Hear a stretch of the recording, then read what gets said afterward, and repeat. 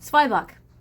So just like the Italian Biscotti, which means twice baked, and I think the original Biscuit also meant twice baked, that's what Zwieback means in German, twice baked. So the difference between it and an Italian Biscotti is that's a really sweet cookie.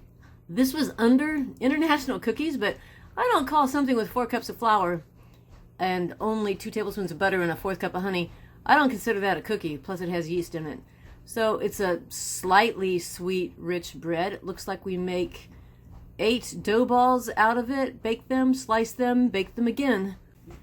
All right, I've heated up the milk and honey and butter, and it needs to cool off. It's pretty warm. You don't want to kill the yeast. So I'll let that cool off, I don't know, 10 minutes or so, and then we will add the salt and the flour and the yeast and start mixing. Since I use instant yeast, normally I just put the yeast on top of the flour, but since we're waiting for the milk to cool off, we will add our package of yeast is the same as a tablespoon. We'll add that to slightly warm water. Let that set for 5 minutes. It has been 5 minutes. The yeast is softened and is bubbly. So we'll add that now to the... And I checked that the milk is just a little warmer than room temperature now. It's fine. Okay, let's add the flour and the salt. The recipe calls for 4 cups of flour. I'm not going to add it all at once. I added 3 cups. We'll stir it a little bit, and then we'll add the last cup a little bit at a time. Well, that's 3 cups of flour, and that's already making a dough. I am glad I didn't add all 4 cups at once. It's not going to take all of this. Let's put a little bit in. Let that stir up again. Looks like a beautiful smooth round bowl. I used just a teeny bit of soft weight. Oh, wow, that comes out nice. Maybe a little bit of flour on here. And it looks like I only used maybe 3.5 cups of flour instead of the 4 cups it called for. That would have been way too dry a dough. All right. Normally you would let the dough rise before you shape it. This one for some reason says shape it into 8 balls, put it on the cookie sheets, and then let it rise. So we're looking for 8 here. 8's easy because it's just half and half again. So there's half, and there's another half, and then half, and then half. Okay, there's 4, half, half. Doesn't, I mean, I could weigh them so they're exact, but doesn't really matter that much to me. All right, now I'm going to shape them into balls, and then we're going to flatten them. So this is sort of just like the way you make hamburger buns or giant dinner rolls. Here's one. Okay, move this. They're not going to stay around for long. We're going to be flattening them out into a 4-inch round. Right, there's 1, 2, 3. Oh, I can tell this one's a little bit bigger. No importa, it doesn't matter. Huh, also another one that's a bit larger. Okay, moving right along. There we go. And 2 more. And 1 more. Okay, let me grab my cookie sheet.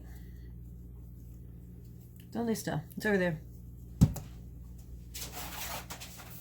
All right, and it says to put them 4 inches apart. Let's just do 4 per sheet. That sounds good. So there's 1, and I have parchment on here instead of cornmeal. 1, 2, 3, 4. Move you guys out of the way. And then it says to, oh my, this one's much, okay, that does bother me a little. Let's pull some off of this one and put it down here on this one. All right, 4-inch round. What in the world's a 4-inch round?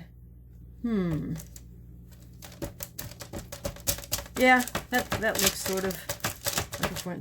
This dough is very elastic, really elastic. All right. This is my sewing tape measure, so I'm not going to actually touch the dough with this. But, right, that's 3.5 inches, 3.5, 3.5. So just a teeny bit more. Let's throw this out. Now I got to wash my hands. For the next ones, I got the idea. I don't know why I didn't think about this the first time. I'm going to have to go back to the first pan. Because this pan doesn't have a rim on it. It works really well to just use a rolling pin.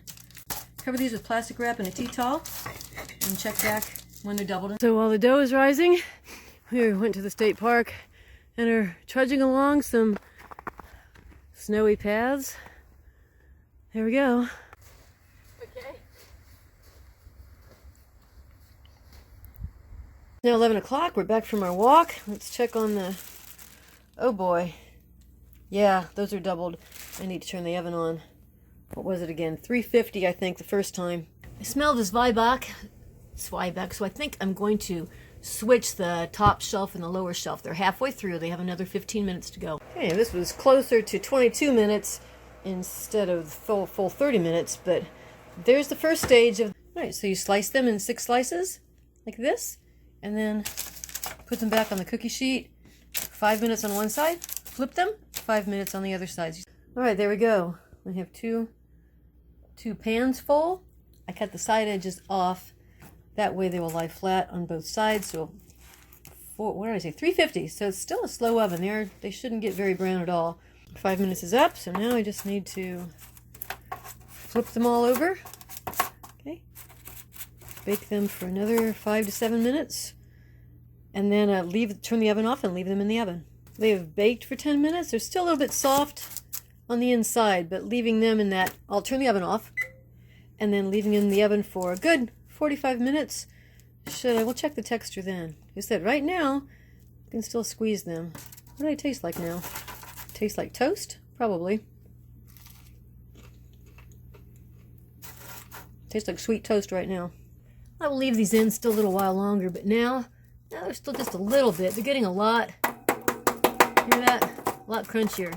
Like, you definitely want to dip these so you don't hurt yourself. All right, well that's it